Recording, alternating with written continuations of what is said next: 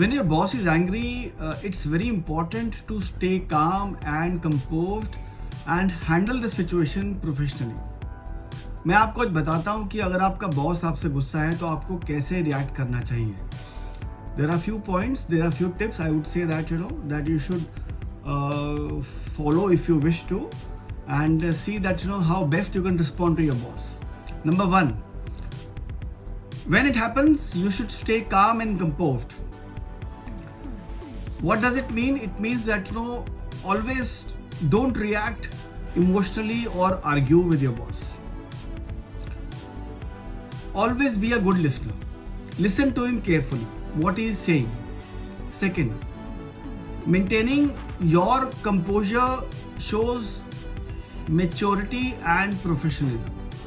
So when you stay calm, listen to your boss carefully, it shows that how mature you are and how professional you are.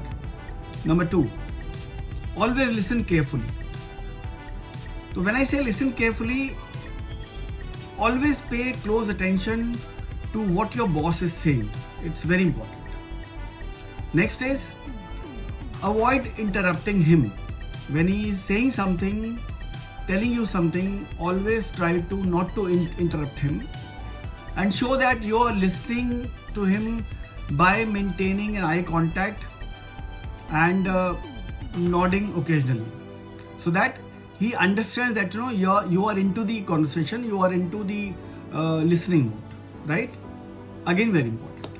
Third, acknowledge and apologize if necessary. See, if you have made a mistake, acknowledge it and offer him a sincere apology. That, sir, it was my mistake, I apologize for it. Politely, right? Next is, let me state you one example here that I understand that this caused a delay from my side.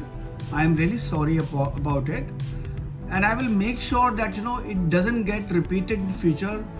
It doesn't happen again. Say this way to your boss. आप ऐसा बोलेंगे ना तो उसका आधा गुस्सा तो वहीं शांत हो जाएगा. या he is listening to me. Because जब आप आर्ग्यू करते हो, एग्रेवेट होते हो, तो जो स्पीकर होता है, लेट्स से आपका बॉस है, वो सोचेगा कि he is trying to become over smart, right? So वो he might go against you. Okay. Fourth, always clarify the issue. आपको ये तो पता करना ही होगा कि इशू एग्जैक्टली है क्या, और क्लैरिफाई भी करना होगा उसको. And if you are not sure what went wrong, ask for the clarification politely. देखिए, मैंने पहले भी बोला आपको कि जब आप श्योर नहीं होते किसी चीज के लिए, तो आप एक बार नहीं, दो बार नहीं, 5 बार नहीं, 10 बार पूछो. Always ask if you are not sure. तो यहाँ पे भी अगर आपको लगता है कि आपका बॉस आपको डांट रहा है, आर्ग्यू कर रहा है, एंग्री है आपसे, तो try to clarify the issue कि सर एग्जैक्टली हुआ क्या है, मेरी गलती कहाँ पे है, राइट? पोलाइटली. एग्जाम्पल के तौर पर हम बात कर सकते हैं. You can say it this way that I would like to understand the issue better so I can try to fix it. So if you can please tell me what is the issue to enable me to fix it properly, and I will make sure that it doesn't happen again, right? Say it this way. Fifth, you can always offer him a solution.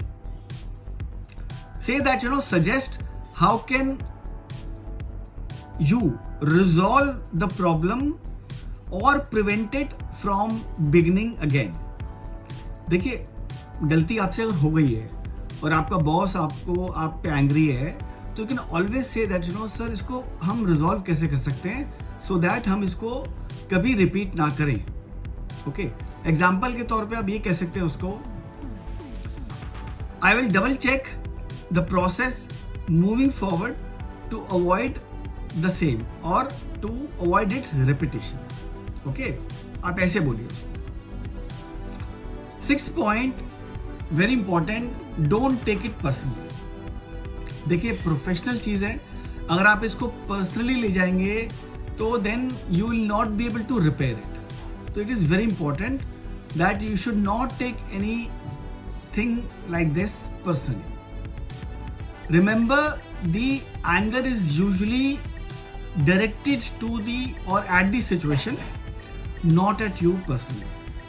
देखिए, हम हमेशा कहते हैं कि whether it's a is it a person specific or a process specific. देखिए, person specific कभी कुछ नहीं होता. It is always a process specific. इंसान खराब नहीं होता, हालात खराब होते हैं. वैसे ही इंसान गलत नहीं होता, प्रोसेस में कहीं ना कहीं चूक होती है जिसकी वजह से प्रॉब्लम्स आती हैं, गलती होती है. Right. Try to separate your emotions from the issue to stay objective. अगर आप अपने इमोशन मिक्स कर देंगे उसमें, then it will not be professional on your part. Okay, so don't do that. 7th and last point or tip is follow up letter. So इसका मतलब ये है कि जब सिचुएशन ठंडी हो जाए, मतलब you know after situation has calm down, follow up with your boss to confirm that whether the issue has been resolved और नॉट. कि सर क्या अब इशू रिजॉल्व हो गया या नहीं हो गया. This shows responsibility and commitment to improvement. ये शो करेगा कि आप कितने रिस्पॉन्सिबल हैं, अकाउंटेबल हैं, and you are committed for its improvement.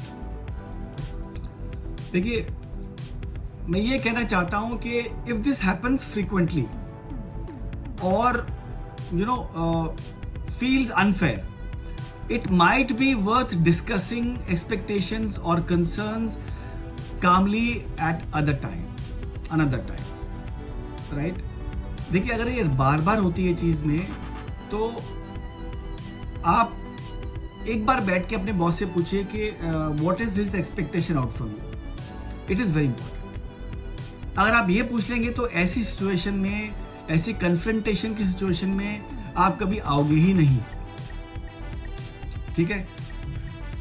कोई भी कंसर्न है, आप जब उनका मूड ठीक हो या यू नो सिचुएशन आपके अनुकूल हो, फेवरेबल हो, then ask your boss that you know sir please tell me your expectations and क्या कंसर्न्स हैं, so that I will improve on those things and I will try not to repeat those in future. Okay, these are the 7 tips. If you actually follow, mind you will be able to handle the anger situation, but simultaneously try and do those preventive actions which will not lead you to this anger situation.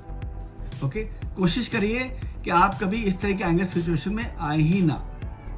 Okay, बस आज के लिए इतना ही. Thank you very much. अगर आपको मेरा ये कंटेंट वीडियो अच्छा लगा हो तो please comment in the comment section, like my video, share my video and subscribe my channel अगर आपने अभी तक नहीं किया है तो. Thank you very much. I will bring such more interesting topics for you in future. Till then, take care. Bye bye.